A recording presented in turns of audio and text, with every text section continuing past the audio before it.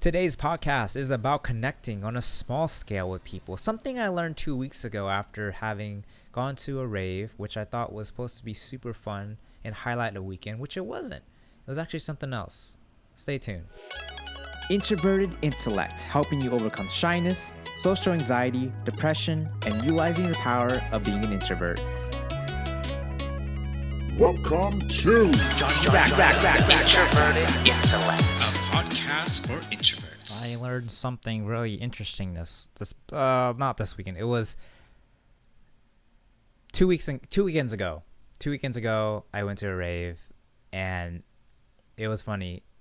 I actually didn't like it. Amazing as it is, I did not like a rave, and I used to always love raves. Like, I was raving about raves. It's crazy how I'm gonna say this, but I actually didn't like it, and I had to wonder, like, why did I not like raves anymore? Well, I think I didn't like it anymore. It was more like I didn't like it at the moment. The entire time I was really there, I think I liked it for a good hour, and after that, I'm like, it's too loud. It's too many people.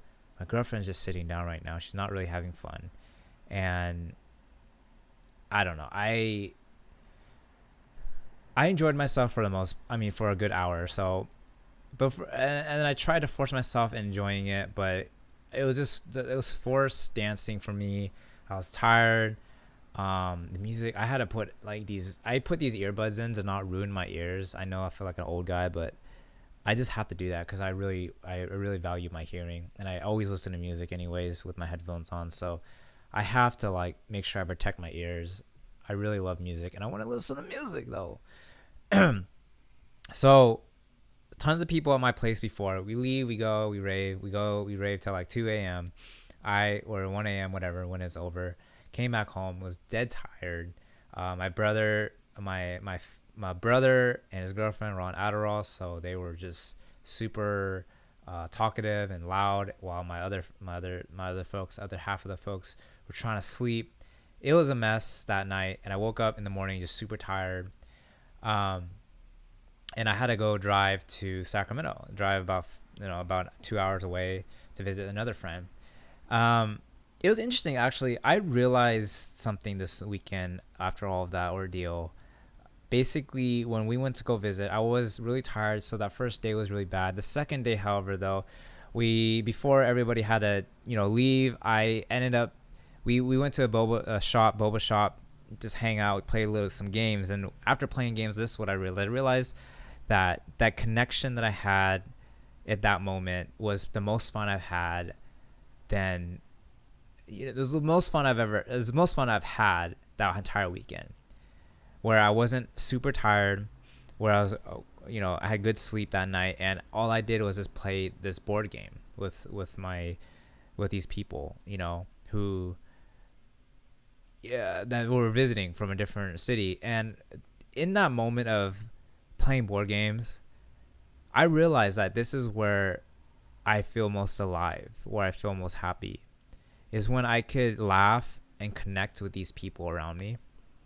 And I know a lot of introverts and have people with social anxiety. They just hate being around people, right? They hate just taking part of social interactions. But I think people, they don't realize how important it is to have friends and to take part in something that is uncomfortable, if it is, but that is not uncomfortable, but that is worthy. That is a moment in connection. Like, I don't know how else to really explain it.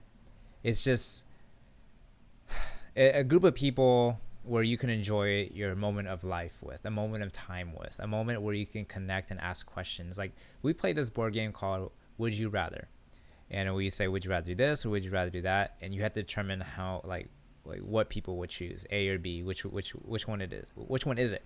And I realized that just being able to learn about these people that I was with, to be able to tell a story with them and just connect with them in that way, and laugh about it afterwards. It was actually a really touching moment. It was great, it was great. Like even the night before, we played some video games together, and that was fun too. That was great.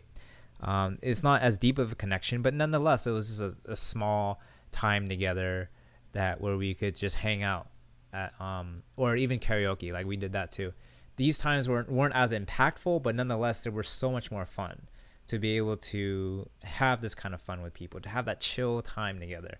And I think that people take for granted these times because they see social interaction as going out to a networking event, going out to big groups, doing something like that is super fun, or that is more socially interactive, I guess, or that requires you to do dancing and singing, whatever.